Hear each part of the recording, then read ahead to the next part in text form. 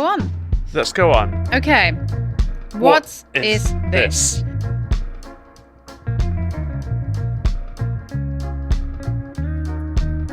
Is it like this? What was that you were reaching in for? An apple? From where? Garden Eden.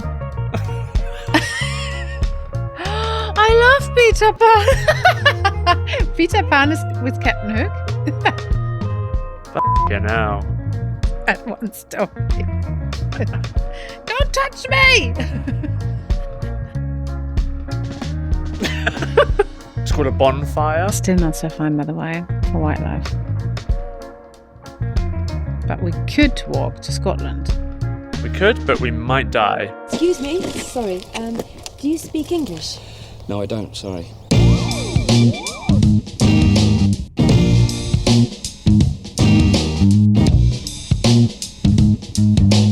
English, do you speak it? Yes. English, do you English, do you speak it?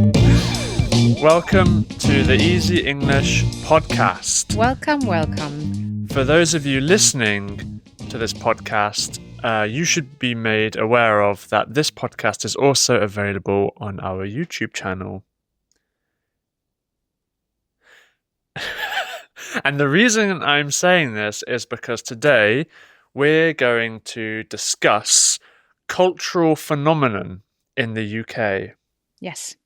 These are cultural phenomena which you may not know about in the UK. First picture.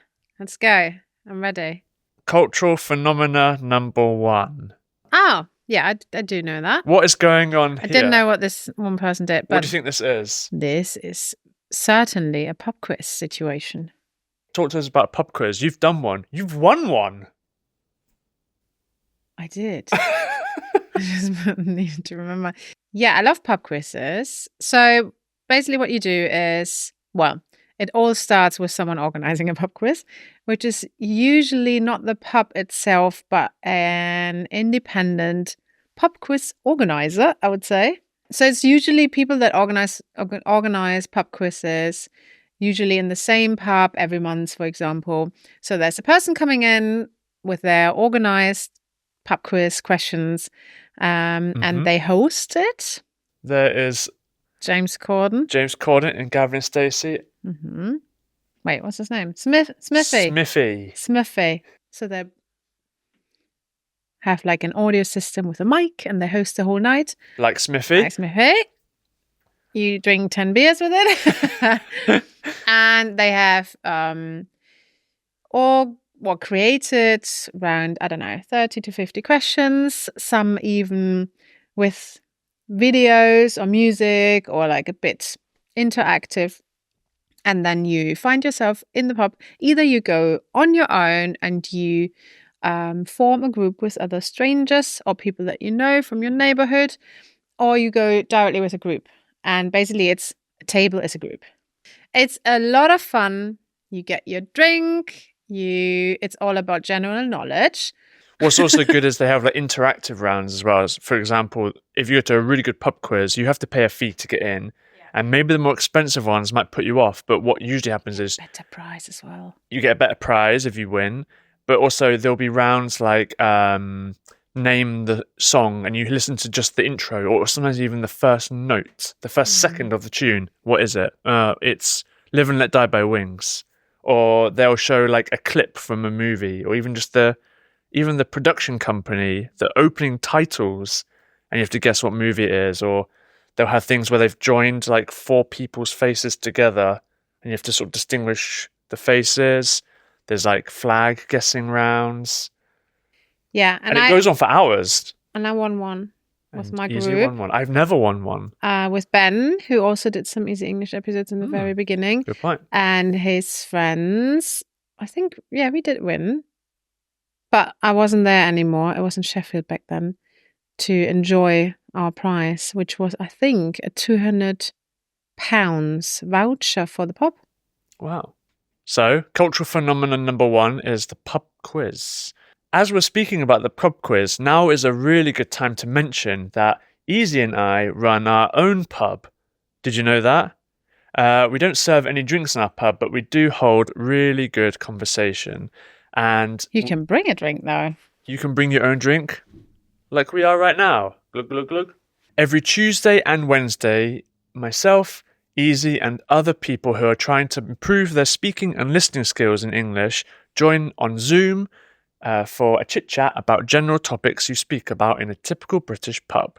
We have a really lovely little community family, Easy English family, and it's very enriching.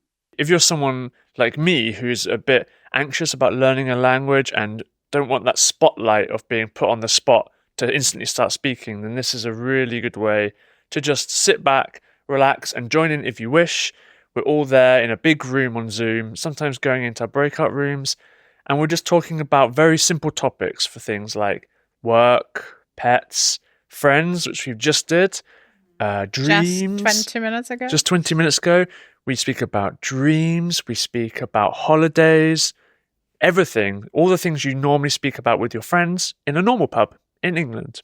Come join us.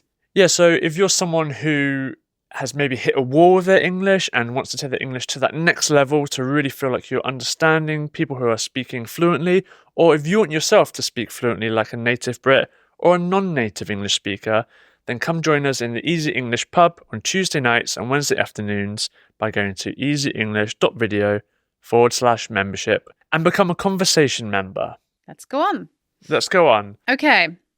What is this? Can you guess? You know the word, I think. Is this miming? It's a form of mime. Mime. I have never seen this in like live, not live. I know it exists. I know that your parents said that you should take me there because it's British culture. This is very British culture. Yeah, and that's actually something where I haven't been introduced to this, and I would love to do it. Maybe make it an episode to go there. That is a great idea. So this is called pantomime. Oh, pantomime, yeah. And this happens traditionally around the Christmas period.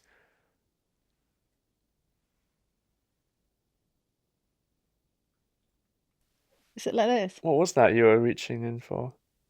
An apple? From where? Garden Eden.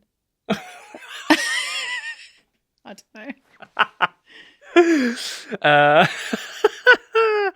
So the pantomime is usually on around Christmas time, and it is in basically all the theatres in every single town, village, city around the UK. And what do they mime? Good question. So usually it is stories like fairy tales, folklore tales, like the Brothers Grimm tales will be part of a pantomime story. Yeah. And so usually celebrities, people who are maybe on soap operas or on daytime television will star as the lead characters in your town, your city. That's how they advertise it. And it's a way that all like families can go to the theatre together, enjoy this sort of build up going to Christmas time. Are all East Enders doing it? All of EastEnders are doing it usually. All of Casualty, like a hospital drama soap opera series. Is it British Grey's Anatomy? Yeah, and The Bill, which is a police soap opera. Emmerdale, which is a farm soap opera. Did you just say it's for charity? No, I didn't, but it should probably be. The set, so it's a very like colourful, quite camp, very extravagant thing that happens. Like all the dresses are It's a bit like a circus. It just looked like a circus. Exactly. You know, it's for the whole family, and there's lots of singing, there's dancing. Oh, is it like a musical then? There's lots of musical elements, yeah. So I want to play a little game with you. Okay, so first one. What do you think they're recreating on stage in this pantomime? This guy with the hat on has a hook. Yeah, that is Captain Hook, but it is. It's, yeah, and there's a maid. What's Captain Hook from?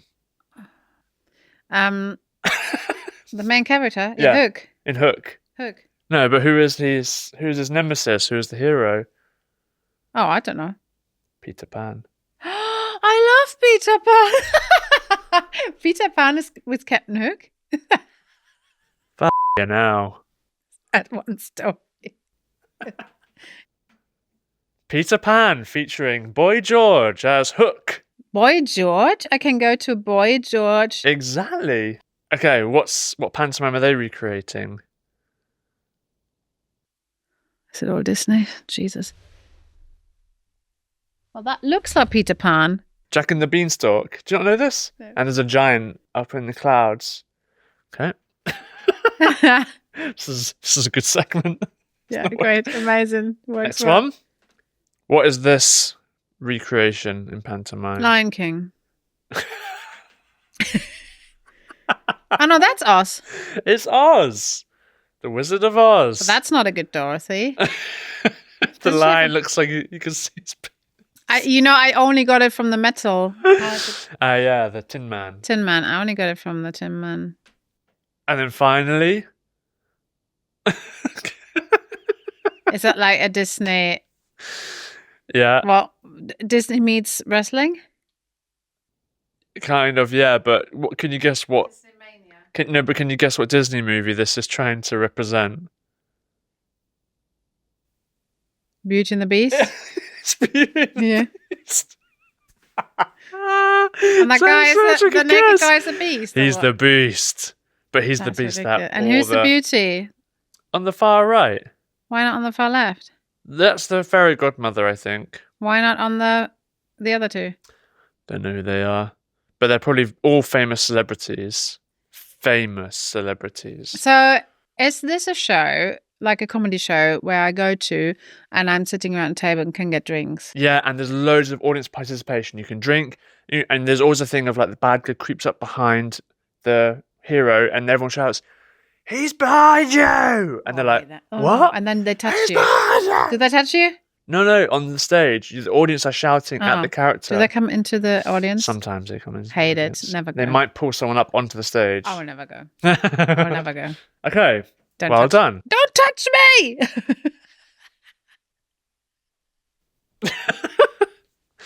Don't touch her. Okay, next one. Yep. Who is this Oh, handsome chap? Guy Fawkes. Okay. The guy that wanted to storm, or did storm, And what's his... Yeah. the parliament, and that's why you all do. You all. I don't. Why England on 5th of November Right. does all the fireworks.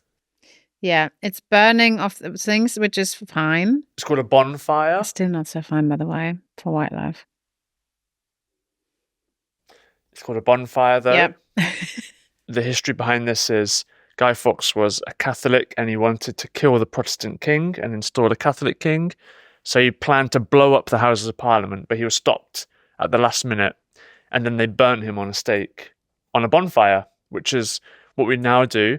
But the amazing thing is this is now, you wouldn't even maybe know this, but he now is a figure of another thing, which is, you'd recognize this. Oh, yeah. And this is the face of Anonymous or Occupy. And it's more of an anti-capitalist movement. Does that make sense, though? In a way, because Why did they use him? Because he's the face of like revolution. People will know this figure because of the movie and comic book V for Vendetta. So V for Vendetta, this character was an anti-capitalist or anti-fascist kind of revolutionary. And so that actually weirdly became a modern day cult figure. Yeah. Guy Fawkes, who was originally a terrorist. Okay. Cool, no? Next one. Hmm. Public footpaths. My actually, after music and pubs and pub quizzes, no, but I think after music, they're my biggest joy in the UK. After British music, and I've said it so often. So England is covered by public footpaths that are everywhere. And basically you can walk into the land, into nature, not kind of how you want, but every field you can cross somehow, even if there's livestock on it. Livestock is a weird word. That's what they will say. Sheep or cows or horses, or even if they grow something there. Yep. You can walk over it. There is maps for it. You can see where to walk. It's so nice. It's such a freedom that we don't have in Germany, that you can really not have to stick to streets or to ways where you can also cycle. So it's not that we don't have walkways or cycleways, but there's like go just into the field is amazing, that freedom. And then also lots of country pubs on the way. Always. I just love it. Walking in the UK, if you like walking or hiking, is an absolute joy. Exactly. And you'll see these in most places you go. You'll see signposts like this, and they're divided by public footpaths, which is for just people on their feet, bridleways, which are for walkers, for horse riders, and for cyclists. And then the next scale up goes to like you can have like a motorbike on it, or like small like motorized vehicles. Yeah. And they are dotted all around the UK. You can easily walk from Brighton to Scotland without ever having to really walk on like a main street on the pavement. You'll be able to find your way through all the little fields and farmers' lands. And should we walk from Brighton to Scotland? well, we would like to walk the South Downs, which goes from Eastbourne on the east of Brighton all the way up to Winchester, which was the old capital of England. But we could walk to Scotland. We could, but we might die. We stay in pubs. I need pub food It cost us a for fortune. 3 months. It would literally take us 3 months, I think, to do it. Is there any pub chain that wants to support our trip? We might need to get supported by some sort of St. John's the ambulance for all the injuries we'll get from doing this. Okay, so yeah, public footpaths. Good one. Last one, cultural phenomenon. Yeah. Do you recognise it? That's a big one. Is that actually Brighton? That's Brighton Pier. And that's a weird... Never seen it from that perspective, right? That is Brighton Pier. That is Brighton Pier. And piers in general. Piers in general is the Seaside cultural towns phenomenon. of seaside towns. And seaside towns, yeah. And what happens on a pier, Easy? Mainly you eat and play. Eat and play. Great for kids, that sounds to me. So you usually have arcades, which I also had to learn what that is, which is basically a sheep casino. Yeah, for children, gambling children. So it's just those automat games. Yeah. And Lots of video games, big, massive video games. You can lose a lot of money and be in the dark while you're at the seaside, which is like basically makes no sense. At the end of the pier, sometimes, not always, there's like a theme park with roller coasters, and definitely you get all the stuff of the theme park, all the food. You get all the junk food, all the fries and candy floors and ice cream, fish and chips, all the sweets, all the naughty food. Exactly, yeah. And then there are usually also like 1 or 2 restaurants that are a bit tacky always. A little bit tacky. You don't really want to eat there. Exactly, yeah. And it's full of seagulls that eat your food anyway, so it doesn't really make sense to eat there. Yeah, and so piers are kind of hangovers from the Victorian era of like decadence. Like people would go from this big minging cities that are all dirty to the seaside, and they'd have these amazing constructions built out on the sea. And, this is in the 19th century. And that's where you'd go to have a great time. You're going like a little old roller coaster, play some games, lose your money, have some naughty sweets. And that's how you'd enjoy your time as a Victorian. And there's even this, I found this one, which is in Southend on Sea. It's so far out, you have to get a train to it. Out to the pier. It's like the longest pier in maybe Europe or maybe the world. No, I wouldn't do that. But it looks like the Caribbean, look. Beautiful, no? Beautiful. That's a very rare day. Southend on Sea, that is east of London, isn't it? Yeah, it's like by Margate. Yeah. Very good. I like that. Nice surprise. You're very welcome. So there you go. Let us know in the comments below if you had known of any of these cultural phenomena, because these are unknown ones. And maybe you can write in the comments also any other ones which you know about, which maybe aren't so obvious in terms of not like queuing or drinking cups of tea. What are some bizarre cultural phenomena you've found in the UK? Let us know in the comments, and thank you for listening. And as always, we'll see you next time. Ta-ra. Ta-ra!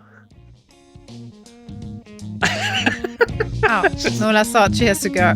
We didn't say goodbye to you. Off you go. Bye.